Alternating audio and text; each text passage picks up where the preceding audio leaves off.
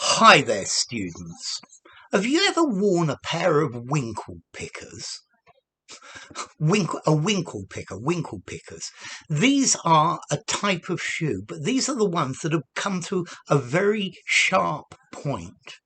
Yeah, Winkle-Pickers were fashionable in the 50s and 60s. Yeah, and it goes directly to a sharp point, long and thin at the end. And it's this style. So why are they called winkle pickers? Well, a winkle, it's a type of shellfish. It looks like a snail. It's like a sea snail. They also call it the periwinkle. Yeah. And to eat winkles, it looks like a snail. You cook them and you get a pin or something very sharp and you put it in the winkle and you pull out the winkle and then you eat it. Very tasty. So the idea is the point of this shoe is so sharp that you could eat winkles with it.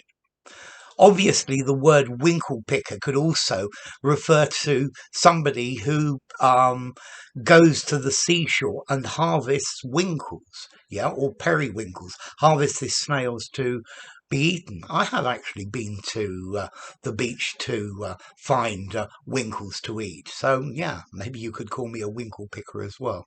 But I think nowadays it's these shoes with these very